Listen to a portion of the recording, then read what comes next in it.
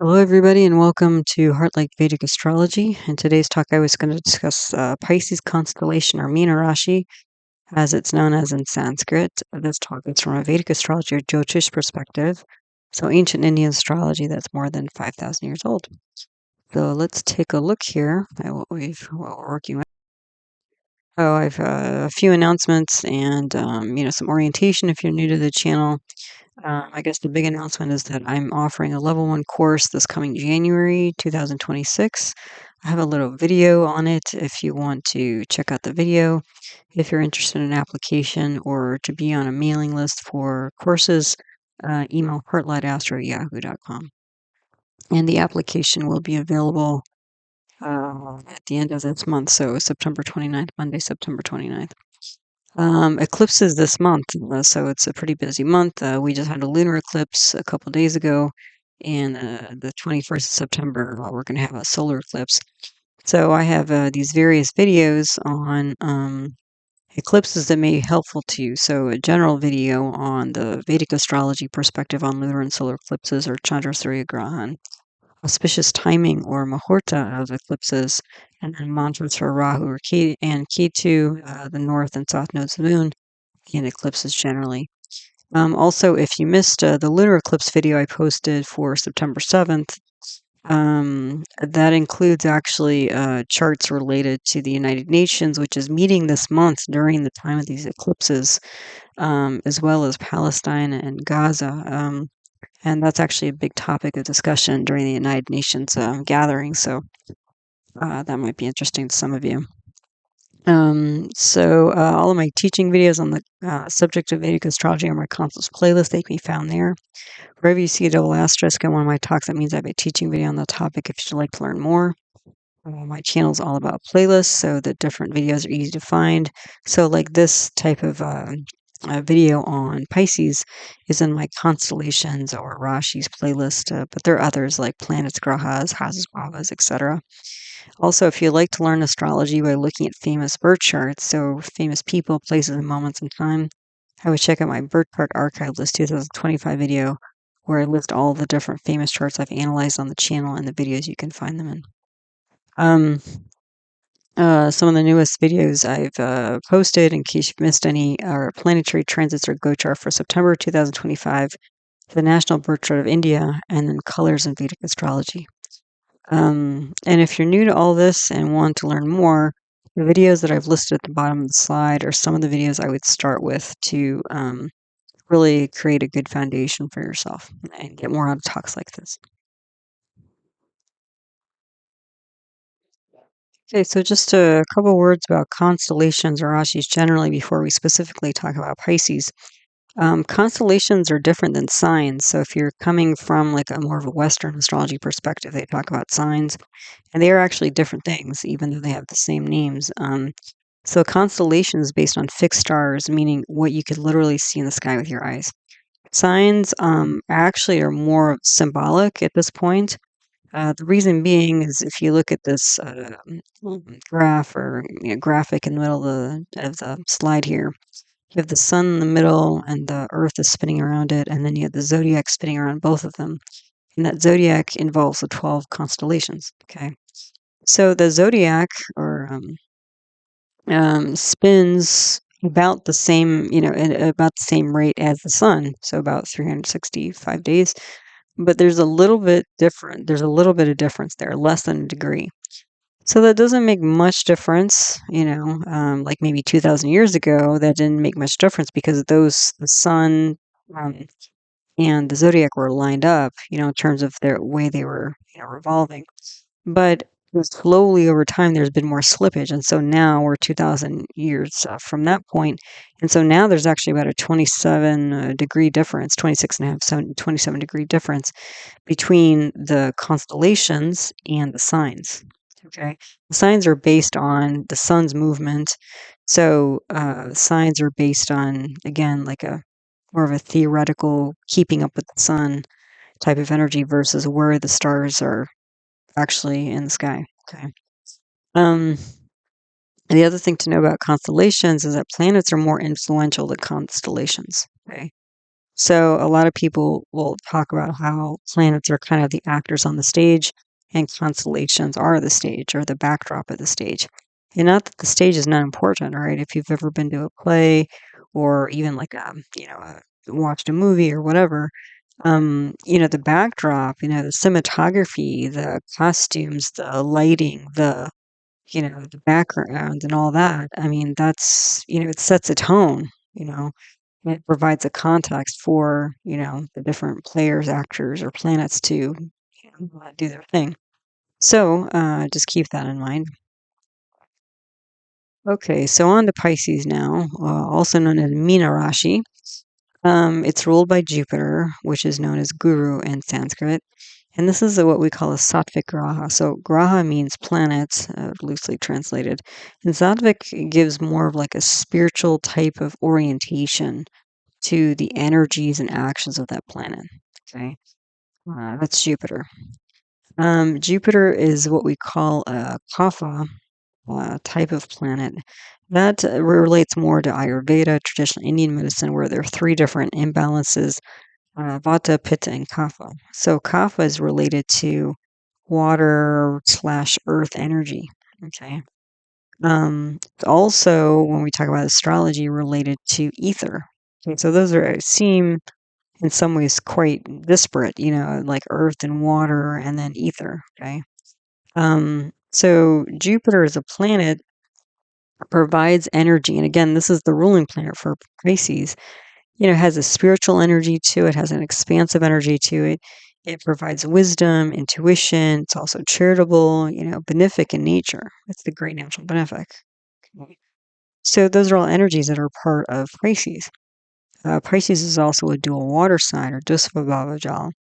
And so it's also not just the ruling planet of Jupiter is a sattvic or spiritual oriented planet, but the whole constellation is considered to be sattvic or spiritual. So we have a dual layer of spirituality here, okay, in terms of its orientation, motivation, and life.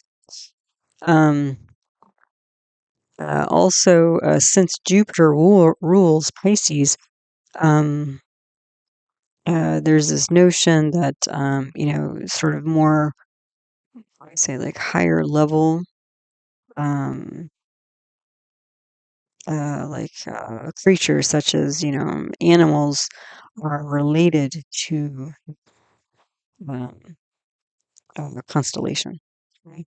So animals, as opposed to minerals, as opposed to like plant matter, that sort of thing. Okay, so animals and sentient beings essentially are related to this. It's partly because of Pisces, but also because of the being part of the dual nature. The dual signs are generally related to animal and sentient beings. Okay, so the symbol of Pisces is two fish swimming in opposite directions, like this graphic here on the slide. So the water again is indicates like an emotional type of sign. So like a person with a Pisces rising tends to be, more like an emotional nature, more than like an intellectual one, more than like a practical one, that sort of thing. But they're mixed emotions because they're going in different directions. Okay, and so this can be mixed emotions and directions, both. Pisces are the exaltation sign for Venus, which Venus represents things like arts and creativity and diplomacy and social grace. So, since Venus is exalted in Pisces, people who are Pisces rising or ascendant or, Meena lagna, we would say in Sanskrit, they may be quite creative and, socially adept and kind and, that sort of thing. The planet that's debilitated in Pisces is Mercury. So Mercury is a planet of the analytical mind and logical mind.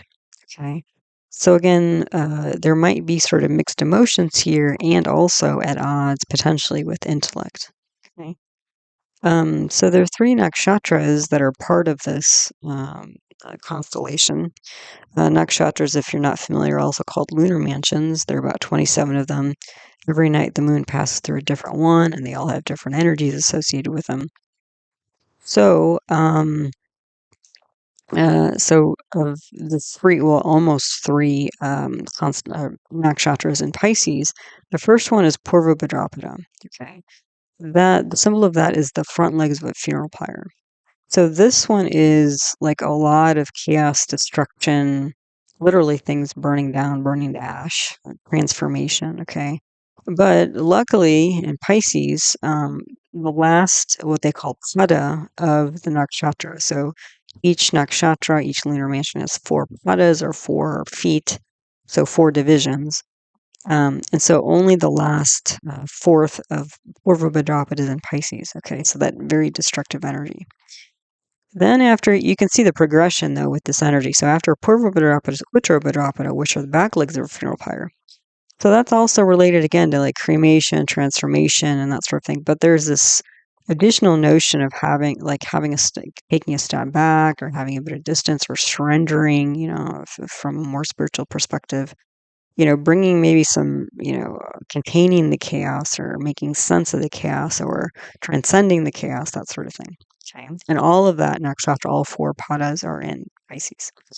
And then after Uttara Bhadrapada is Revati. Revati's related to traveling and hospitality and timing and that sort of thing. So you can see there's this like pretty strong progression from a destructive state to, managing the chaos to sort of transcending it. And again, that falls in line with, again, the general sort of vibe of Pisces, which is spiritual and expansive and that sort of thing. Okay. So you can even see it like in the progression of nakshatras in this constellation.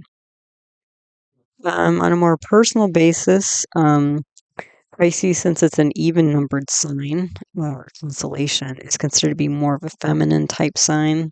And again, this is old language and things like that, but it's kind of more of like a passive, receptive type of energy, more than an aggressive, assertive type energy. Height tends to be, for people who are Pisces rising, tend to be more on the short side. But you have to look at the planets involved with them. Body constitution is a kapha dosha or a watery constitution, so they can have more kind of flesh to them. They can be more rounded in their features and then their muscles and their body, that sort of thing. The body parts related to Pisces are the feet. And there's certain health conditions related to Pisces. So things like genetics and hereditary type diseases. Also physical and psychological addictions of ancestors. Now this sounds kind of intense. But this also kind of gets at the notion of this sort of like, again, ethereal, spiritual type of energy. Because if we're talking about like things like physical and psychological addictions of ancestors, essentially what we're talking about is like this, that like, somebody's, we would talk about it in terms of karma. Like there's something such as karma, from mom or dad or whoever in the family, and that can be passed down. In modern terms, they might call it epigenetics, where it's like, they're finding that like, emotional states of people can be transferred through genetics. Like if somebody's stressed long enough, that will actually, affect people's genetics. And then those new genetics based on that stress state can be passed down. So, um, yeah, so again, it kind of, again, when we're talking about something like Pisces, like constellation like Pisces, that's like an expansive and spiritual and ethereal, that also means that they have problems potentially with boundaries, even in terms of things like this. Like they may be very empathic and not even know, like if they don't feel well, they may not even know, like, is it actually their own feelings that they're, kind of tuning into, or is it actually the feelings of other people, including, their own family or ancestor people have passed on, could be. Also, as a kapha dosha type, again, this is Ayurveda, earth or earth type constitution. Earth type constitutions tend to have more flesh, so they can have a propensity to become overweight more often than other signs. Again, boundary issues even with themselves, even within themselves, because again, even like the fish going in opposite directions, it's like, pick a lane almost sometimes with them. Um, there can be, medical issues that are very subtle in nature.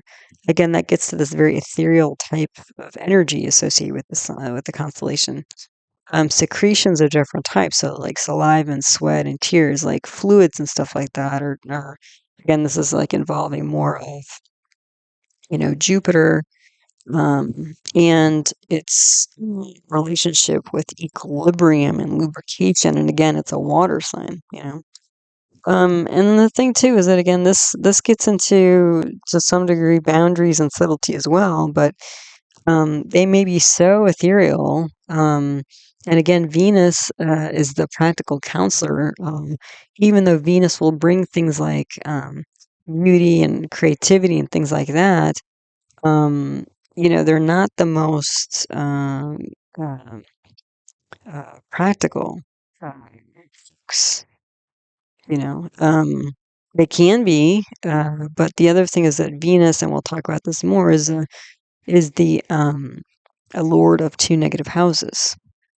So it's a mixed bag, like with Venus. Like it may seem like, wow, Venus is in Pisces, especially Pisces rising chart. That's really great.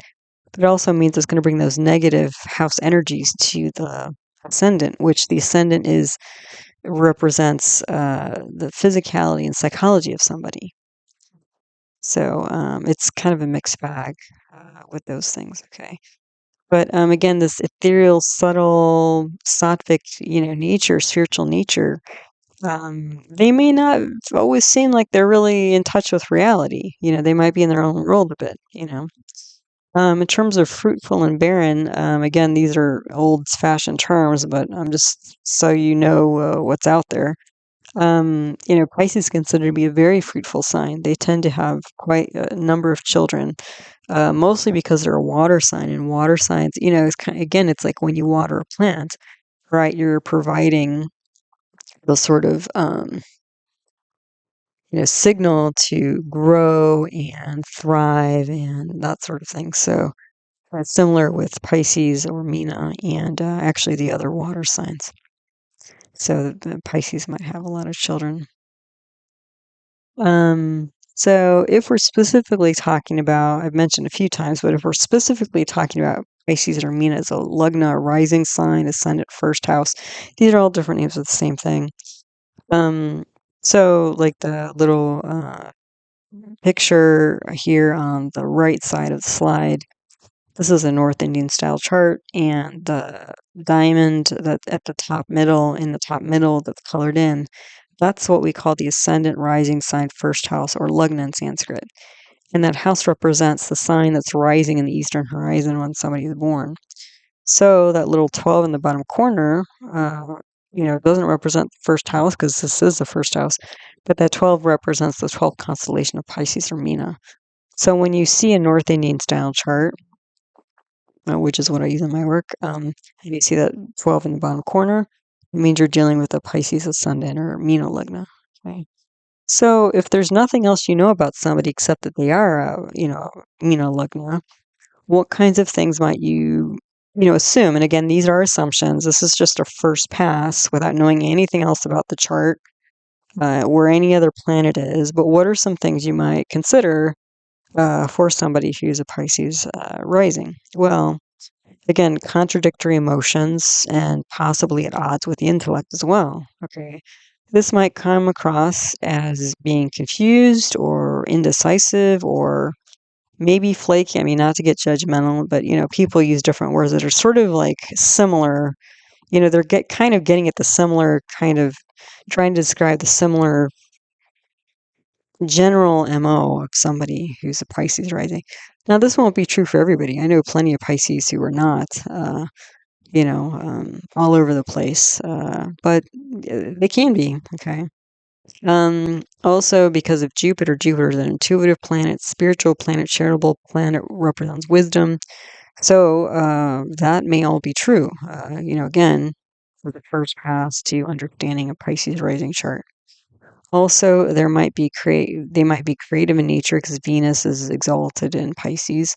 But there might also be health issues because Venus is the lord of the eighth house. Okay, so which is related to chronic health issues. Okay, so that's a possibility. But they might, again, Jupiter represents like optimism, and then the Venus and the Jupiter. I mean, these are like, well-intentioned, dreamy planets. So that, again, is often the nature of a Pisces rising chart or person. But it might get to the point where, again, if nothing else in their chart is grounding them, they might come across as somebody who's naive, where, again, they're so well-intentioned, but again, almost like in their own little world and not really sort of wise to the, worldly ways of others, even if others are not, kind of operating at such a high level, ethereal level as they are. So if we look at some of the other houses here, the second house and the ninth house lord is Mars. Mars is a friend to Pisces or Jupiter. And so because of that, these two houses, the second house, which is related to inner circle and speaking, and Jupiter represents speaking, and the ninth house spirituality, which again, Jupiter represents spirituality, tend to be quite strong for a Pisces rising. The third and the eighth house are owned or ruled by Venus, which again, those are both negative houses. The other thing is Venus is an enemy of Jupiter. Okay. So because Venus is the lord of two negative houses, we would call it a pure temporal malefic. So that can bring problems. And again, since it's an enemy, again, even though Venus is exalted in Pisces, it's also an enemy. So there's like, again, this mixed, even that is like mixed, like Venus general. Usually when people see Venus, they're like, oh, great, it's Venus. But it's like, again, in this type of chart, it's a mixed bag. There would definitely be beneficial effects for Venus being in Pisces.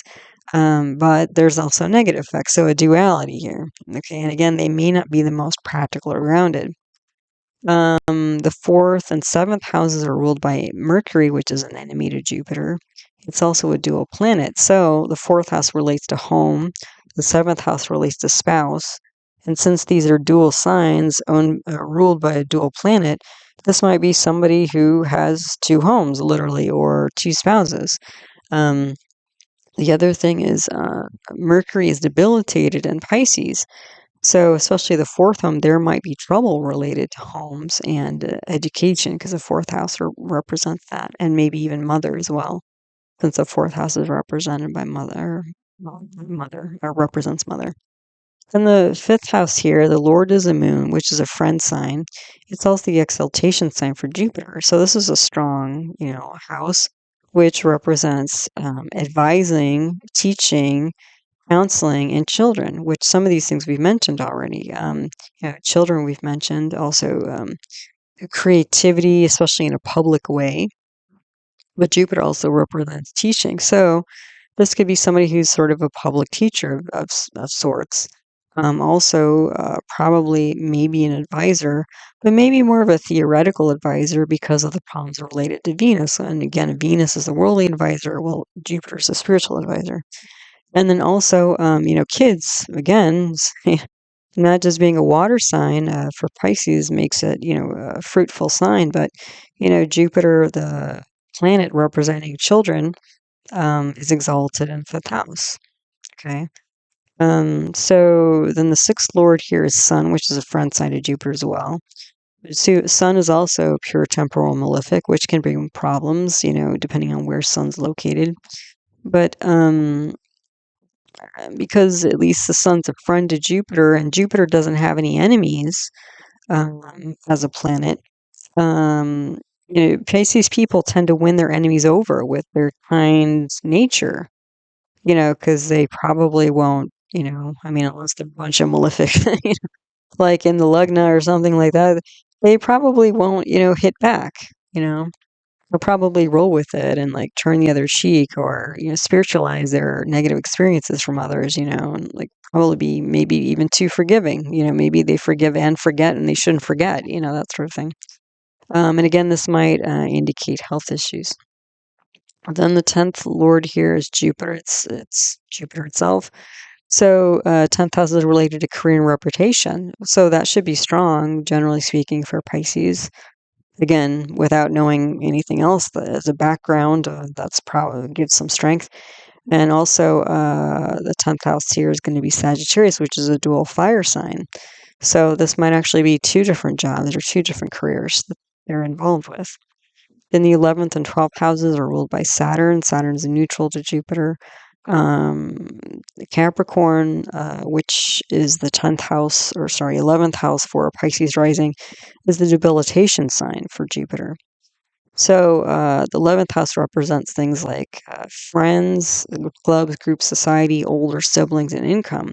So there might be difficulties related to 11th house 11th house matters for a Pisces rising, or lagna. So then at the end of the slide here, I have information from two different what we call Shastra, classical texts in Vedic astrology. The first one is the Brihat Parachara. This is the older text of the two, specifically chapter 4. And then I have the Phaladipika, specifically chapter 9. So I just included this. Some of it I don't use, but just again to be kind of complete and honoring the lineage and tradition of Jyotish. And just so you know what's out there, because different people might use this in different ways depending on their training. Okay.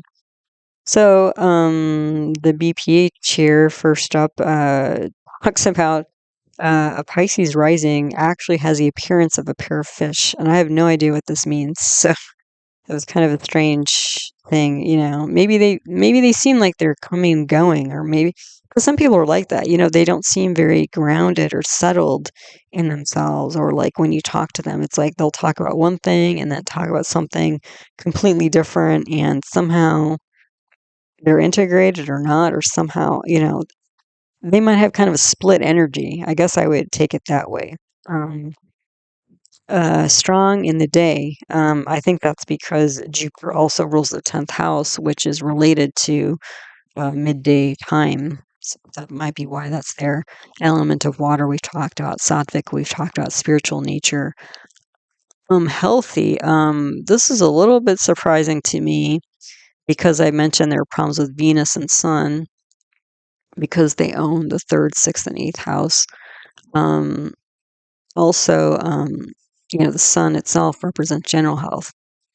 This might be related to uh, actually not just like a Pisces rising or Meena lagna, but it depends on where Jupiter is and the condition of Jupiter.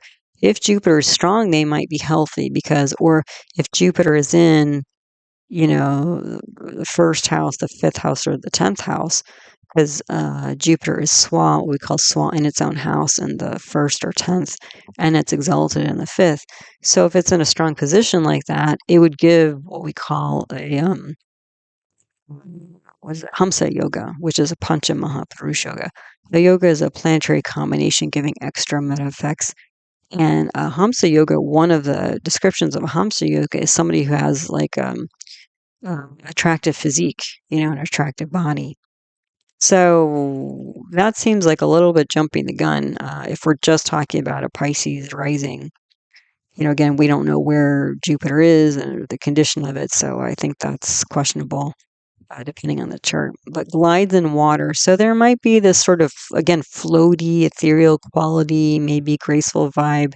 Also, since Venus is, exalted in Pisces, that can be a very graceful, again, especially social grace type manner. Brahmin in nature, Brahmin are like the uh, kind of caste, and we're not, when I talk about caste, it's more the traditional, just description of caste, which is certain kind of mindset, more than like this caste is better than that caste type of ideology. The Brahmins were related to like educated, more like kind of intellectual, creative type jobs, because that's just sort of how their mind is. Like it just sort of, you know, uh, it's a thinker and creative and problem solver type, which gives a kind of a Brahmin orientation. Footless, I have no idea what this means, or why it's here, because I know not all Pisces rising people are footless, so I'm not sure what that means. medium body, kind of like what I mentioned before, like smallish type body is related. Um, Small but round, small to medium round, I guess. So that's not too far off. The direction of north. Yes, I'll talk about that a little bit more on the next slide. But the north direction, because this is a water sign. Wait, hold on. Because it is a water sign, it's related to the north. And also, again, teaching, because Jupiter, another name for that is Brihaspati, and uh, Brihaspati was the teacher of the gods, even. So, it's again, spiritual nature, teaching nature, high minded nature, Brahmin nature related to Pisces typically.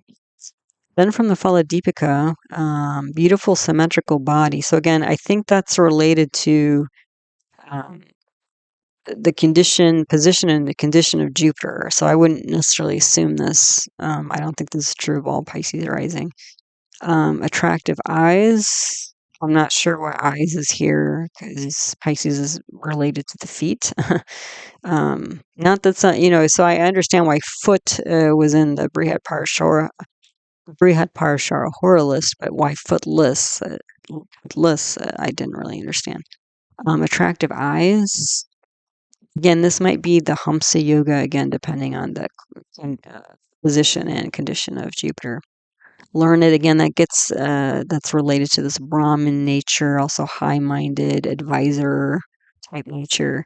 Grateful. This is the spirituality, coming in here.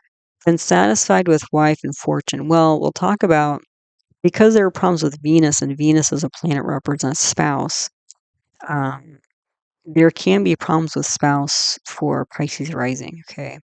But it says here, satisfied with wife and fortune. And I also mentioned there can be problems with fortune because Jupiter's debilitated in the 11th house of income. So, but satisfied, I think satisfied, specifically using that word, in my mind relates to Jupiter, because Jupiter, again, if somebody's spiritual, they're probably they're not somebody who's like really looking to build a lot of wealth, tangible wealth, and really like gunning it to get promotions, like that's just sort of not their vibe, their orientation in life. And so, maybe, just having a wife or spouse or, enough money in the bank or whatever, instead of having a big mountain of it, is enough for them. Like they're like, "Oh, my needs are being met. I'm good. I'm good." It's like I'm focused on spiritual things. It's like I have enough tangible things to be comfortable in life. I don't need like a whole big pile of them or whatever. Or actually too many, a big pile of whatever in my life, actually distracts me from my spiritual practice or something like that. Maybe that's their mindset. So again, this satisfied, I think, is a key word with a wife and fortune, even though there might be problems with both. And then this also seems you sort of get it, but it's a little bit odd. Financial gains from selling produce of the sea. So, like a fisherman, this is a little.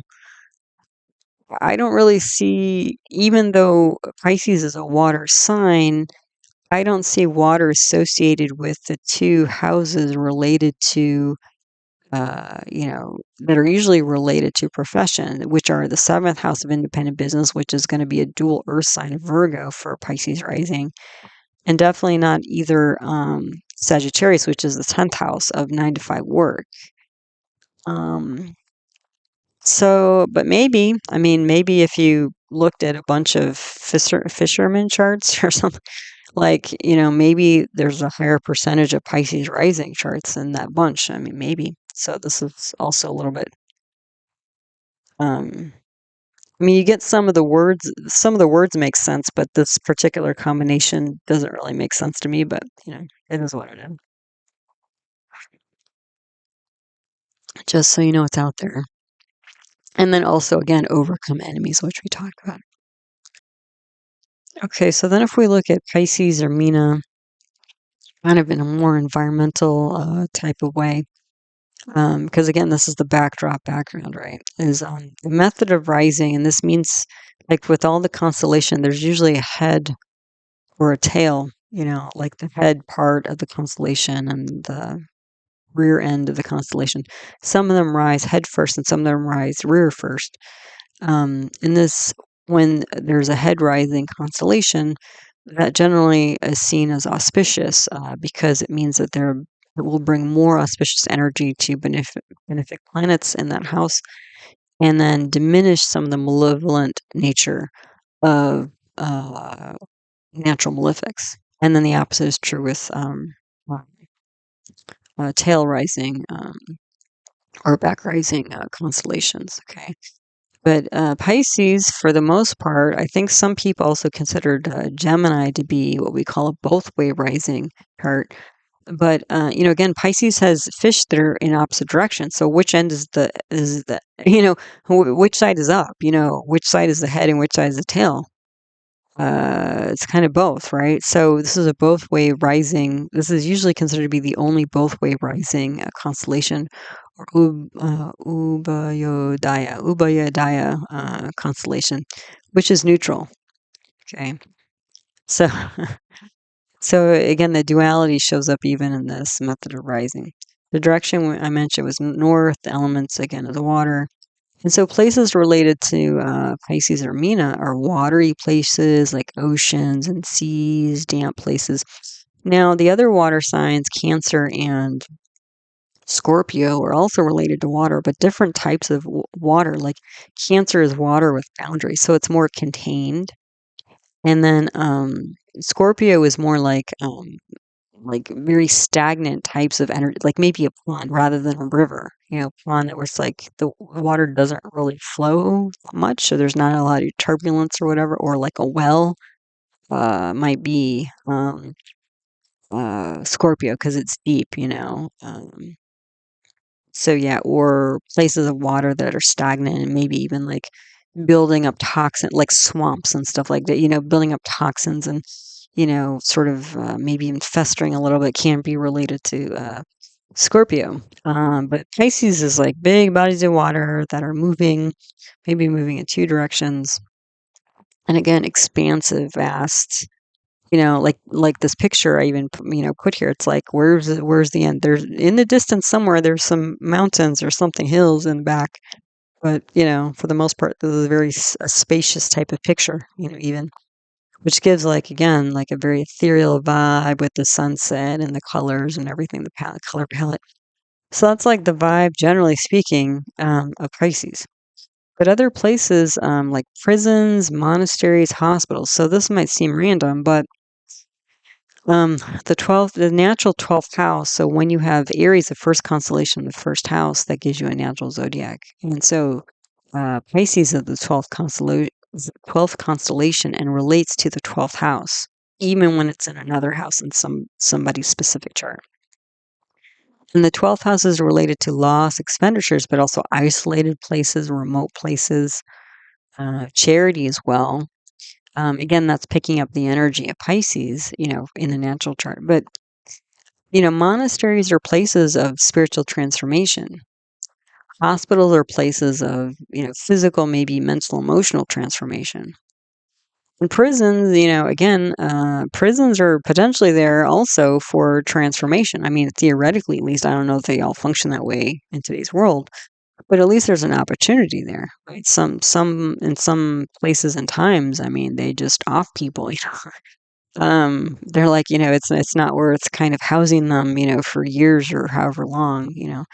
Um, and so part of that, I think, deeper philosophy is that, life is still a life, and that everybody is allowed or, entitled to a chance to transform themselves if they really dig deep enough. So, but all these places too, like prisons generally, this isn't like a, public traffic, doesn't generally go there. Monasteries the same. They're a bit isolated and remote, and hospitals as well. There's usually a specific reason. Most people don't go to the hospital to hang out and have fun, right?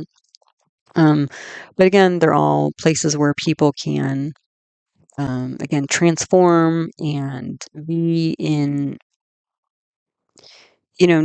also like not so, how would I say, like,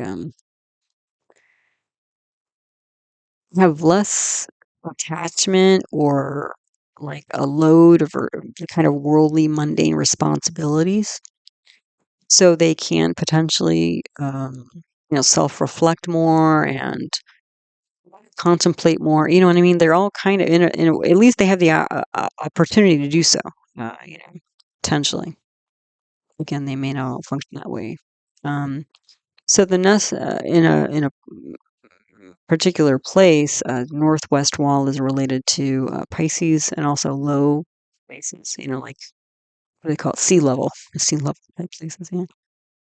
So what do all these again places have in common? Again, this notion of potentially isolation, confinement, remoteness, contemplative, freedom, expansion, transformation, which is a very high-minded ideal of Jupiter and potentially Pisces as well. Okay, so there you go.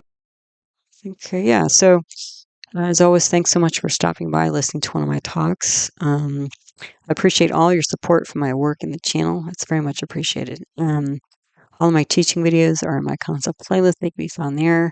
For famous birth charts of people, places, moments in time, check out my birth chart archive list 2025 video.